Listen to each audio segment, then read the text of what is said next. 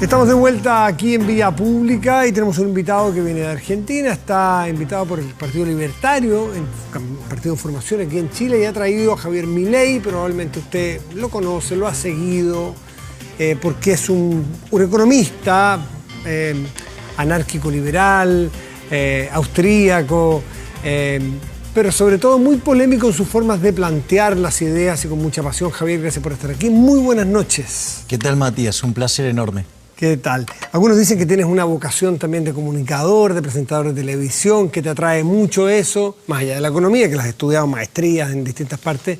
Es cierto que te atrae mucho los medios y te gusta, ¿no? Me resulta divertido el debate. Sí. O sea, además estoy fuertemente comprometido con la batalla cultural y la sensación que tengo como liberal libertario que soy es que cada vez que piso una baldosa, digamos, escupe socialismo Argentina.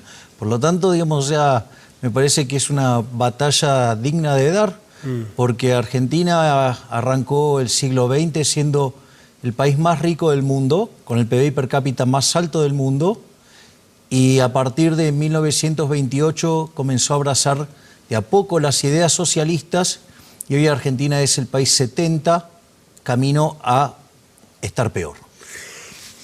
¿Cómo te defines tú? ¿Anarcoliberal? De las cosas que yo te he leído, te he escuchado esa definición. Yo soy, digamos, anarcocapitalista, pero filosóficamente, conceptualmente. Pero entiendo que el mundo, por el momento, tiene restricciones y por ende soy minarquista de corto plazo. Es decir, considero que el Estado para lo único que sirve es para seguridad y justicia. Sin embargo, como filosóficamente soy anarcocapitalista, considero que el progreso tecnológico puede derivar en distintas cuestiones que nos pueda permitir merecernos un mundo sin Estado. Incluso sin Estado para la justicia. Claro, exacto. Bueno, mira, esto, digamos, había justicia privada en la época del Imperio Romano que comercializaba con otros imperios, si no había una ley así establecida. Entonces, ¿qué hacían? Hacían acuerdos y había árbitros. Por lo tanto, había una justicia privada. Y si no hubiese Estado, conceptualmente estamos hablando, ¿no? En un ideal que a lo mejor para ti es conseguible, ¿cómo nos defendemos los que somos en la relativa más débiles? Lo planteo, por ejemplo, desde los temas de seguridad, si tú quieres, en adelante. Vendrán dos tipos que te dicen: Javier, me gusta tu chaqueta, la chaqueta, por la fuerza, y te la quitan. Estoy hablando de un caso muy básico el que te estoy planteando. No, pero a ver, el problema es el siguiente. O sea, vos me estás postulando, bajo esa situación, que el ser humano puede ser malo o es malo. Entonces la pregunta es, ¿y vos te crees que si le pones el bonete del Estado a ese ser humano se va a convertir en algo mejor? Si vos a ese ser humano que vos considerás malo le das el monopolio de la violencia, ¿creés que vas a estar mejor? Pero si cada uno de nosotros cede parte de ese monopolio de la violencia o de la sobrevivencia, de la autodefensa, se la cedemos a un Estado, a una policía el día de mañana. ¿Le estás dando el monopolio de la fuerza? Claro, eso. Y después lo utiliza en tu contra. Pero eso sería ilegal. Siempre estamos... no. Pero en un Estado de Derecho eso no debiera pasar. No, ¿cómo que no? Digamos, mirá el caso de Argentina. O sea, cómo continuamente sube la presión fiscal, lo cual es un robo y está amparado en que es legal, pero no es legítimo.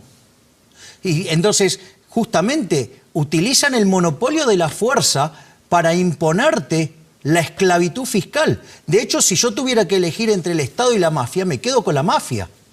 Porque la mafia tiene códigos, la mafia cumple, la mafia no miente y sobre todas las cosas, la mafia compite. En cambio, el Estado no admite competencia, quiere el monopolio de la fuerza, quiere el monopolio de la emisión monetaria, quiere el monopolio, digamos, y son todas cosas que a la postre nos generan mucho daño. Interesante la comparación de la mafia y el Estado. Hay una diferencia si en la mafia no hay alternancia en el poder, salvo que maten al jefe de la mafia. Pero sí tiene competencia legítima. Pero en las democracias sí hay alternancia en el poder y cada cierto tiempo el dueño de este Estado, que te parece tan perverso a ti, el dueño, entre comillas, el administrador, tiene que irse y viene otro que por voluntad popular es quien administra. Pero es que a mí no me consta eso, digamos, te puedo mencionar el caso de Argentina. En el año 2002 Argentina tuvo que se vayan todos. En 2000...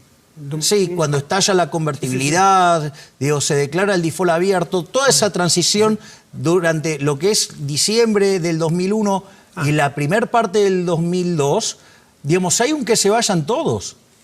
Y no se fue ninguno, están los mismos. Y no solo que están los mismos, están los familiares, están sus amantes, ¿sí? Digamos, están, digamos, sus amigos, o sea, con lo cual cada vez el Estado es más grande. Argentina tiene una presión fiscal en blanco del 70%, con lo cual además es un país inviable. Y cuando se aparece un problema fiscal, lo resuelve subiendo impuestos. Es decir, con lo cual, digamos, el futuro de Argentina va a ser cada vez peor. ¿Los impuestos para ti son un mal necesario o sencillamente un mal?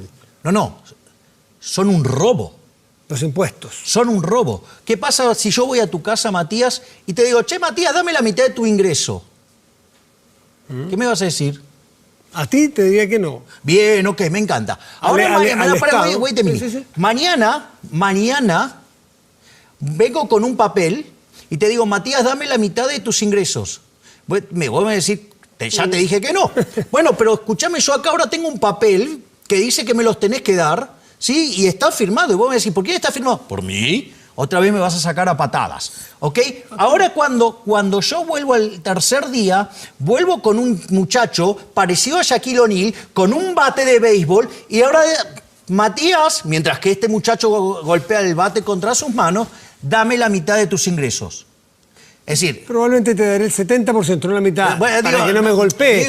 Pero lo que te quiero... Pero también está la pero es un robo, los impuestos son un robo. Pero te faltó una cuarta alternativa, que venga el Estado legítimo y que sea la autoridad legítimamente pero y diga, no es legítima. Dada una ley pero que ¿cómo digamos algo que se financia con impuestos? Dame un segundo, Javier. La primera alternativa tú vienes y te digo no. La segunda insistes, te digo que no. La tercera con 3 matones, probablemente te la doy, sin ganas. Pero la cuarta alternativa... ¿Qué diferencia hay con lo que hay ahora?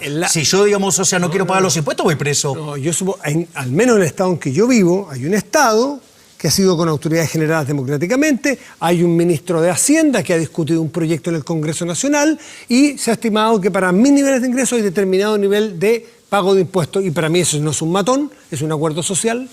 No es un acuerdo social. ¿Dónde está el contrato donde lo firmaste? ¿Dónde está la firma? Cuando yo voy cuando voy cada 4 años a votar. Bueno, entonces, digo, ¿es opcional votar?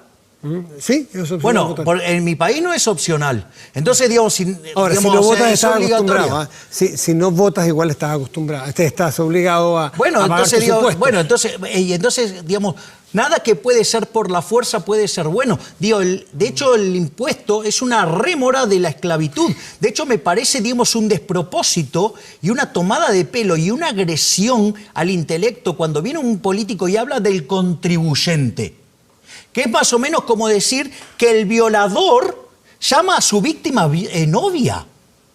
O sea, es un disparate. Es decir, por lo tanto, o sea, los impuestos, digamos, yo voy a creer, digamos, en este tipo de cosas el día que a mí me den la opción de pagar o no pagar. Es decir, solo ese día... ¿En qué se diferencia este planteamiento tuyo con la ley de la selva? Disculpame, digo, en la ley de la selva, digamos, o sea, este tipo de cosas no existen. Es decir, ¿por qué ocurre en la selva? ¿Quién gana en la selva? Pero, digamos, o sea, ¿por qué vos vas a poner en el mismo lugar, digamos, no sé, un león, un tigre, que lo que hace el ser humano? No, porque tú dices aquí, nadie gobierna, nadie coordina, nadie cede derechos. Pero, digamos, cada uno defiende su parcela. Ay, ¿acaso, digamos, vos no defendes tus intereses cada vez que tomas decisiones? Sí, pero tengo un contrato social con el resto de los ciudadanos. Entonces, ¿dónde está la firma del contrato social? Yo no vi a nadie que firme el contrato social. Digamos, decime dónde está el contrato social. Es tácito. No, es una mentira. Es una mentira, digamos, o sea, vos se la validás a los políticos. Yo no se la valido. ¿Con qué derecho, si tú no quieres pagar impuestos, vas a poder, por ejemplo, circular por las calles? ¿Vas a poder ir a un juzgado para que zanjen un litigio que tienes con un vecino? Pero, digo, ¿y por qué tengo que tener, por qué, la justicia tiene que ser pública? Digo, ¿por qué no pueden ser árbitros? Digo, ¿por qué no puedo elegir un árbitro? Digo, ¿por qué no? Digamos, mirá, fíjate, esto es muy interesante. Por eso yo te digo, yo soy anarcocapitalista en términos dinámicos, aunque de corto plazo sea, digamos, minarquista. ¿Por qué? Por lo siguiente. Vos sabés que durante los 80s en Argentina se discutía si las calles podían ser privadas. Entonces había toda una discusión. Ahora el problema era un problema de índole tecnológico. Hoy tranquilamente las calles podrían ser privadas. ¿Acaso cuando vos pasás por una autopista no tenés un lector? Sí, claro. Bueno, entonces, digamos, o sea, vos tranquilamente podrías instrumentar un sistema de lectura donde las calles pueden ser privadas, ¿sí? Donde cada uno se encarga de su calle, digamos, y eso le genera ingresos, ¿sí? Digamos, y podría ser directo, y el GPS hasta te podría decir, usted va a tomar este camino, le va a costar tanto, y si vos querés también le puede decir, digamos, bueno, mire, este está en mejor estado, otro está en otro estado, lo que fuera. Es decir, mira qué fácil que puede ser, o sea, podrías tener calles privadas. Es decir, entonces esta discusión, digamos, que era teórica en la década del 80, hoy es absolutamente posible. Por eso yo digo, yo soy anarcocapitalista en términos dinámicos y filosóficos, aunque en términos estáticos reconozco que puedan existir restricciones, por lo tanto, digamos, entiendo algunas soluciones como soluciones de corto plazo. Tú vives en un país en el cual hace poco tiempo requirió de que exista una sociedad y alguien que los defienda. Tu país en el año 82 vivió una guerra muy dramática, donde... ¿Las guerras quién las hace? Los estados. Es decir, ¿qué guerra inició un individuo? Ninguna. Digamos, o sea, las guerras son frutos de la existencia del Estado. Sí, pero más allá, ¿quién inició la guerra en tu país? Que no me voy a meter porque además no me corresponde por el respeto de los argentinos. Pero digo, sí, no importa, puedes decir lo que quieras, pero digamos, es un problema de Estados. O sea, ¿dónde yo me peleé con un inglés? No. Literalmente. Pero tú tenías en ese momento una autoridad ilegítima, como eran los militares, Galtieri, por ejemplo, que por razones X, que no me tengo por qué meter, inventó una guerra. Bueno, lo que vos quieras. Ahora digo, mirá qué interesante esto, porque a veces se cometen las falacias de ad populum, ¿no? Digamos, mirá cómo se manifiesta la gente. Digo, esto te lo cuento porque, digamos, he escuchado acá que muchas veces, digamos, levantan algunas banderas en función de la cantidad de gente que se movilizó. Vos sabés que, digamos, Galtieri llenó varias veces la Plaza de Mayo. Digo, tuvo más con... ¿Cuánta gente cabe en la Plaza de Mayo? ¿1 millón de personas? Digo, no, es un número verdaderamente enorme y ha convocado más que en Perón. Pero te quiero decir que yo lo que te estoy diciendo, cuando necesitaron pero lo que te estoy diciendo, sí, pero que es, a ver, digo, pero yo, digamos, o sea, ¿quién es el que inicia el problema? Un señor que se había tomado el poder de manera legítima. Ok, digamos, bueno, ¿y que acaso ningún gobierno democrático, digamos, no inició guerras? Sí, claro, ¿O acaso, digamos, Hitler no fue elegido por la voluntad popular o Mussolini? Y bueno, y sin embargo, digamos, fueron una locura. Hay momentos donde las sociedades requieren ser representadas. Por ejemplo, un caso dramático... Bueno, digamos, pero digamos, puede ser que... pero de vuelta, la guerra es un problema de estados, no es un problema de individuos. Y si los individuos de repente, digamos, o sea, creen que tienen alguna falencia mental por el cual, digamos, no pueden hacerse cargo de su proyecto de vida, digamos, entonces, digamos, no tienen por qué estar complicándole la vida al resto. Es decir, si la gente, digamos, considera que no puede hacer tal cosa, no tiene por qué pasarme la cuenta a mí. ¿Cómo hacemos las políticas públicas de salud, por ejemplo, para la vacunación de la malaria? Voy a ponerte cualquier epidemia. Viene la malaria en nuestra sociedad y tenemos que vacunarnos. ¿No te parece razonable que haya un Ministerio de Salud, un ente general que organice, que mida, que haga la logística? Que, por ejemplo, que garantice de que la medicina que te van a poner a ti es la adecuada. Y eso lo va a determinar un burócrata. No, eso lo determina una institución que nos hemos dado como sociedad. Y eso lo va a determinar un burócrata.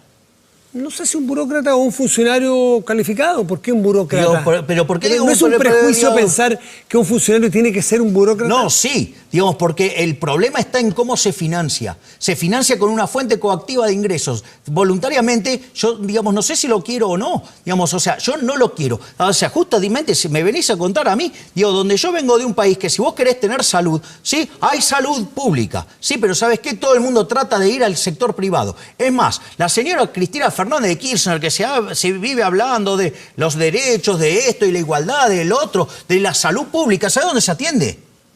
Fuera de Argentina, probablemente. O en una clínica privada de las más caras.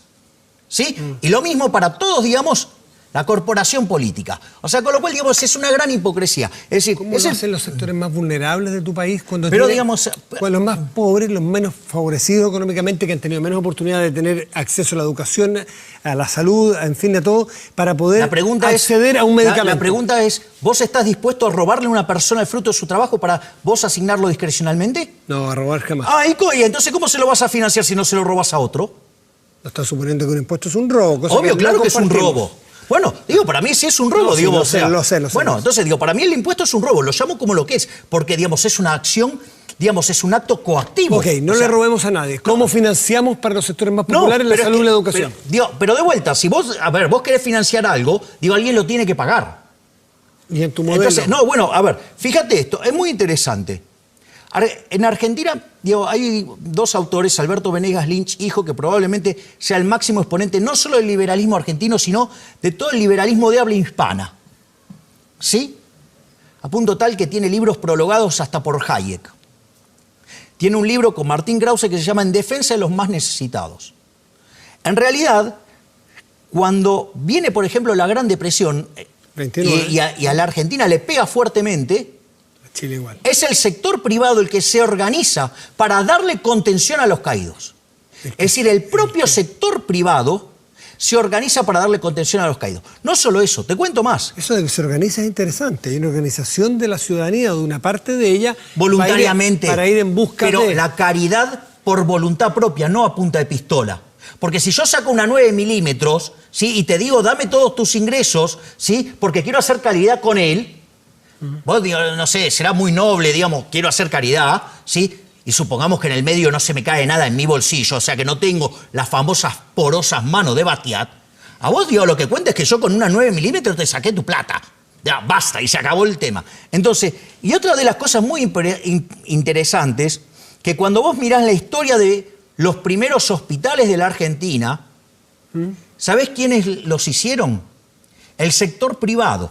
¿Sabés para qué lo hacían? Porque, digamos, porque justamente necesitaban que sus trabajadores disfrutaran de buena salud y que pudieran trabajar. Y como de repente no le daban los tiempos para llegar a otro lugar y se podían morir, ¿quién financió eso? El sector privado. La sociedad civil, a tu juicio, la sociedad civil organizada podría reemplazar al Estado. Definitivamente. Y las leyes decir, ¿pero por qué tengo que imponer la caridad a punta de pistola? Entendí tu punto. Digo, porque es violento, es un robo. Y además te estoy dando ejemplos de que cómo funcionó en el mundo real de Argentina. Esto yo no estoy buscando... En Argentina, en Chile y en Irlanda hoy día funciona el tercer sector, que es la sociedad civil organizada. Las leyes, ¿cómo se arman? ¿Cómo nacen las leyes en un sistema como el que propones tú?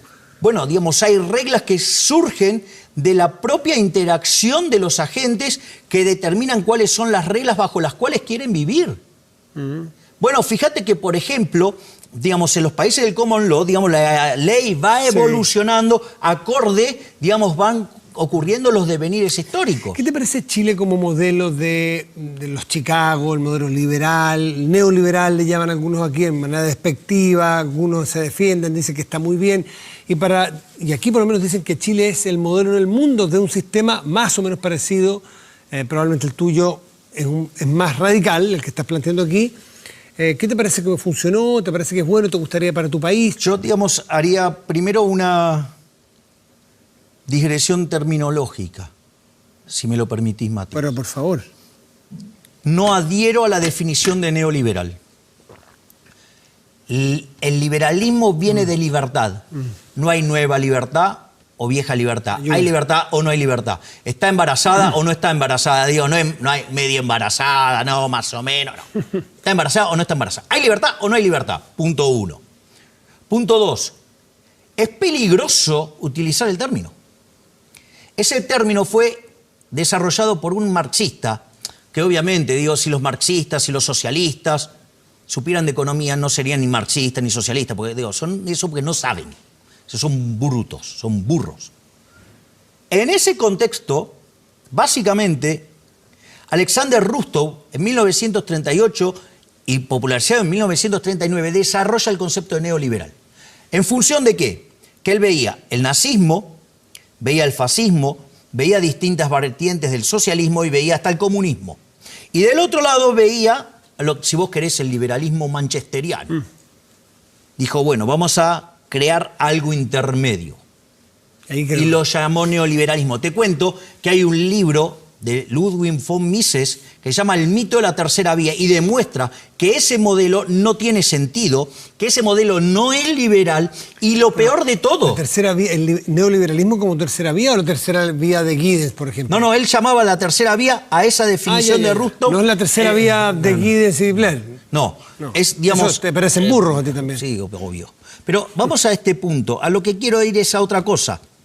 En ese concepto, además hay otro problema que está en la lógica de un libro de Hayek llamado Camino de Servidumbre. Todas esas soluciones intermedias son inestables. Y como son inestables, se produce... porque ¿cómo es la intervención? Aparece alguien desde la poltrona, ve algo, sin saber de qué se trata, pero que no le gusta, y entonces interviene. Nosotros estamos haciendo intercambios voluntariamente, pero sucede que hay alguien allá que no le gusta, entonces viene y se mete en el medio por la fuerza y rompe todo. ¿Sabes cuál es el resultado? El resultado es que vos estás peor, yo estoy peor y todos los demás que estaban vinculados a nuestras transacciones van a estar todos peor. Consecuentemente, se produce lo que se llama el fallo del gobierno, que suele ser muchísimo peor que el supuesto fallo de mercado, y que ahí después vos tenés una pérdida de bienestar. Y eso, digamos, cuando a la sociedad se le metió la manía de la intervención, genera más demanda de intervención, y sabes que eso paulatinamente, ¿sí?, conduce al socialismo. ¿Querés un buen ejemplo de esa decadencia? Sí. Argentina. La gracia es que nosotros dos podemos conversar aquí civilizadamente porque tenemos ciertos niveles de simetría.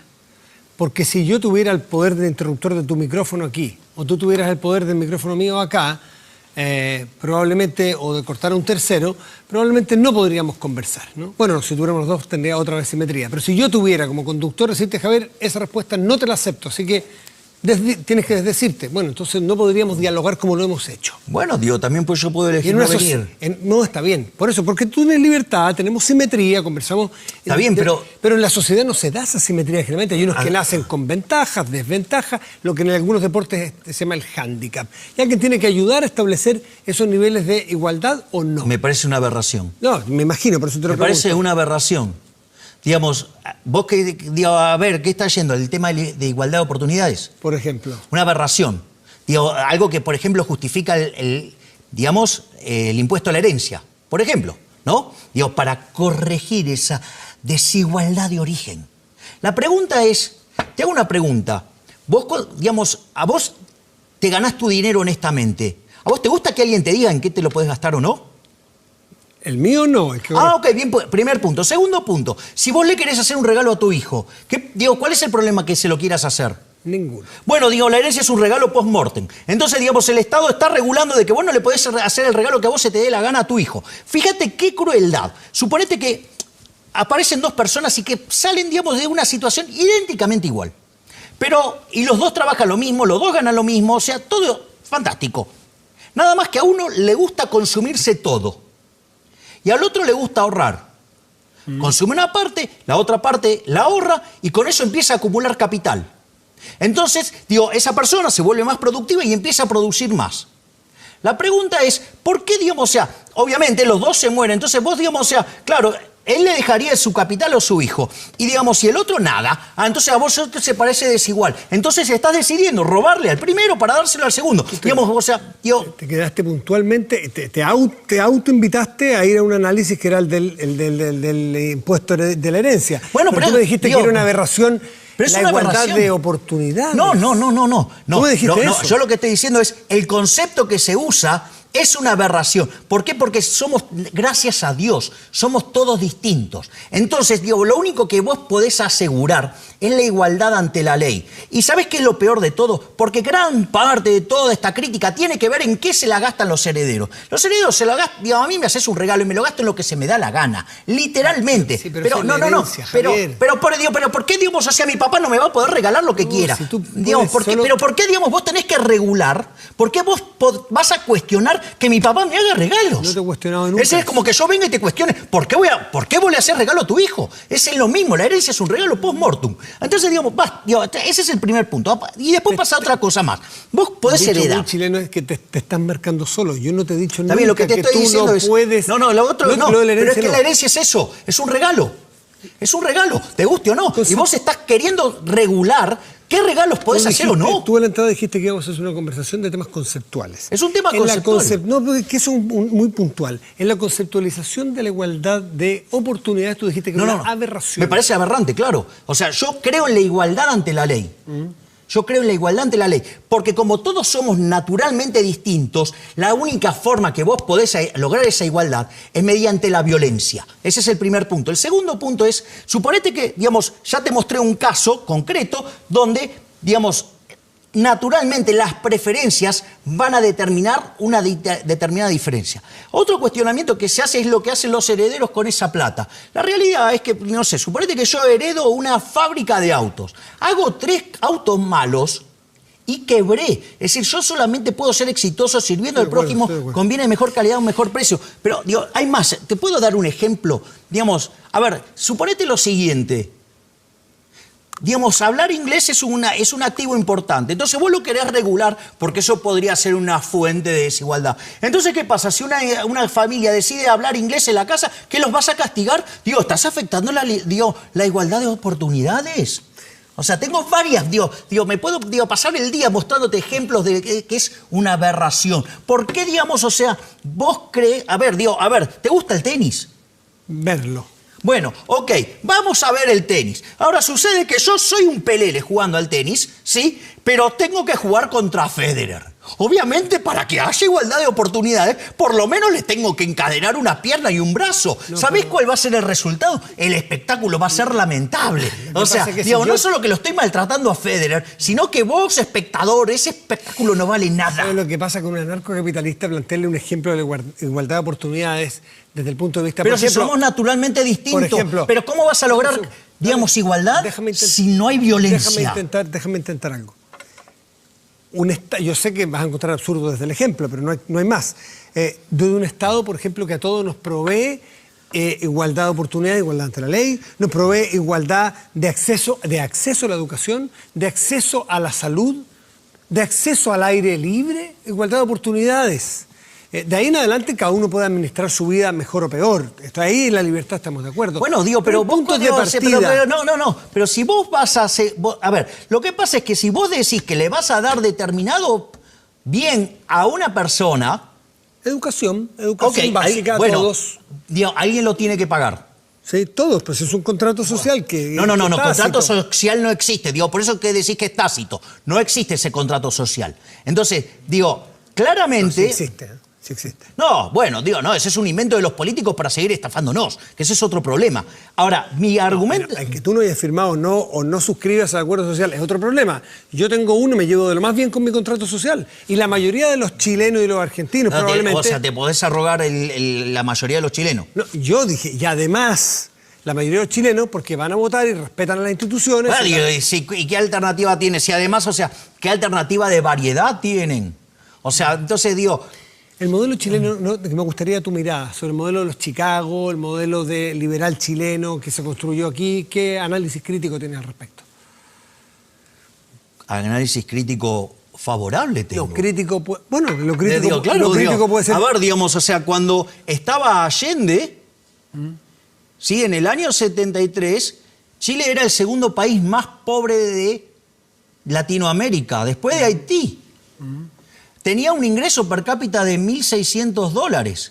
Tenía, más de un 50% de pobreza. Tenía una inflación estrafalaria. Chile hoy, tiene un ingreso per cápita cercano a los $20.000. Chile hoy tiene 8,6% de pobres. Chile hoy tiene una inflación del 2%. O sea... Por lo visto te gusta más el modelo actual, el modelo económico-social actual que el de la época del presidente Allende. No me cabía ninguna duda. Y está perfecto. Bueno, me parece que cualquiera, La pregunta es, ¿cómo ha evolucionado el sistema chileno? Porque algunos sostienen que ya no opera la economía de mercado en Chile o el social de mercado, sino que opera para algunos un modelo que se ha ido poniendo más socialista. ¿Tú lo compartes? Obvio. El último gobierno de Bachelet hizo que, recibiendo al país con un índice de libertad económica de 7, hoy es 19. Perdió libertades económicas. Y aquellos países que son más libres son 8 veces más ricos que los reprimidos. El decil más bajo del país libre es 11 veces más rico que el del reprimido, con lo cual además tienen una distribución más equitativa. Pero dame un segundo, porque esto es mucho más importante que estas dos cosas que dije antes.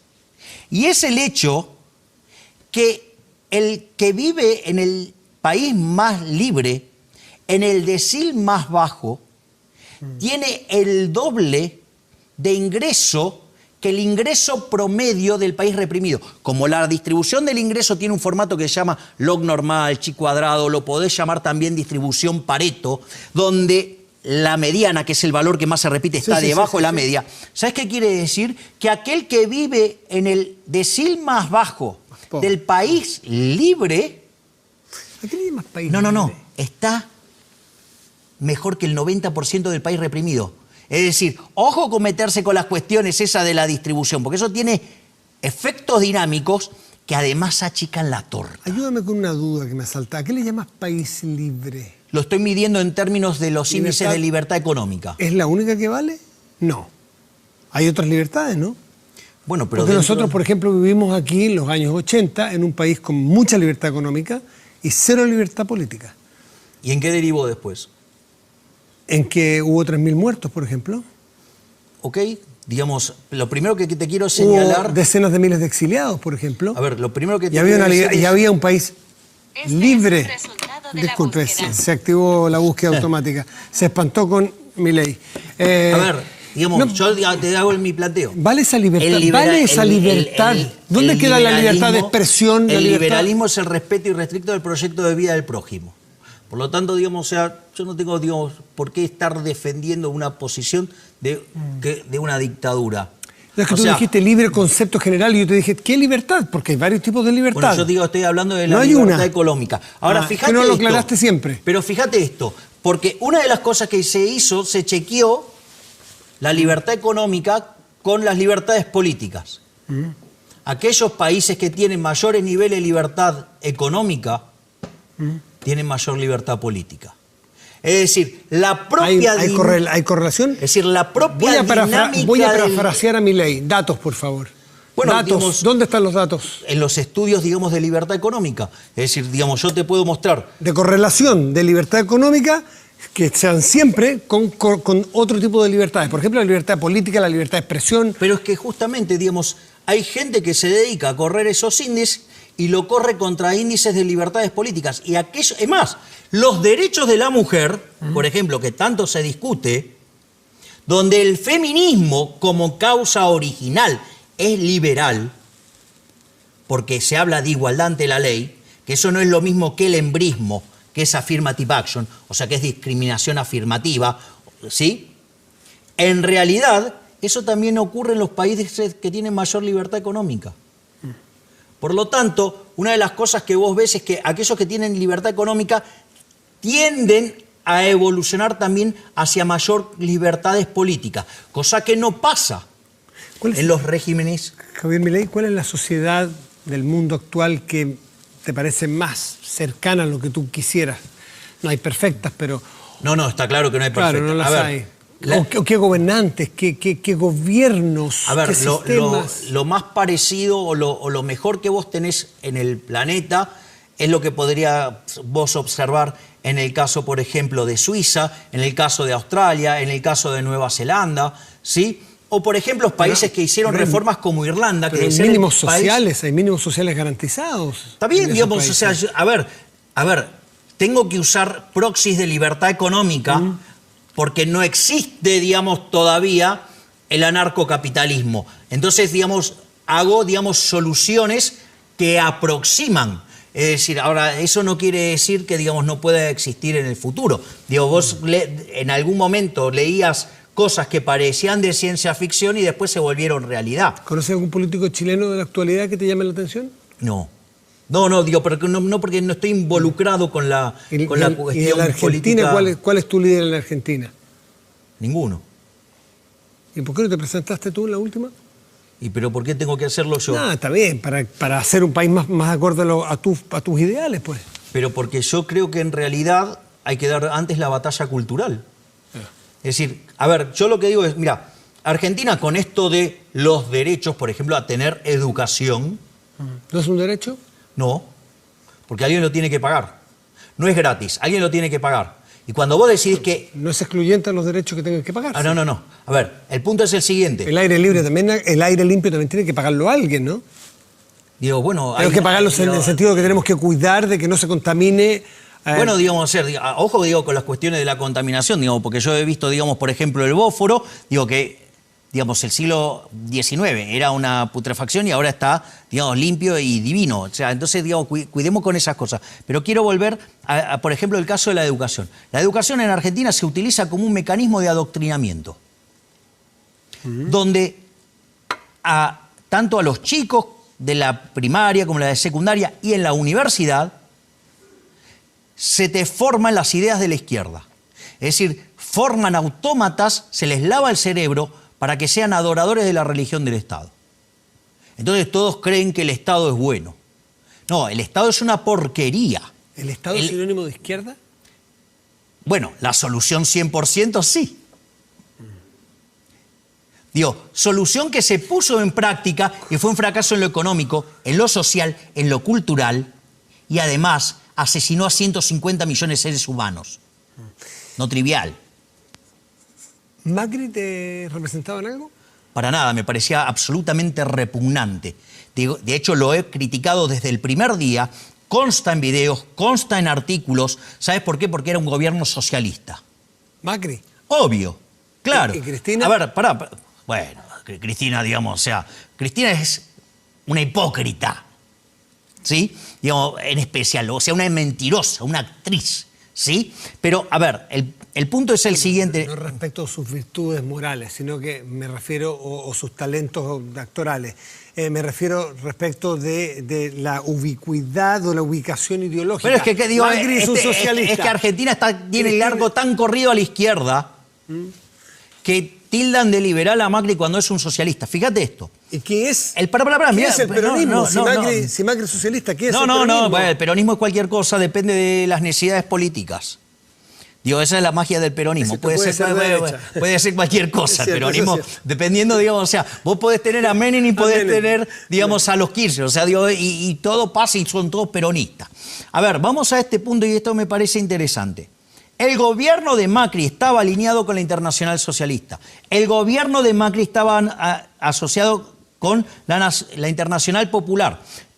El señor Marcos Peña es socialista, que era su jefe de gabinete. No solo eso, sino que además el asesor de Macri, un marxista, el señor Jaime Durán Barba. El ecuatoriano. Sí, que es marxista, ¿sí?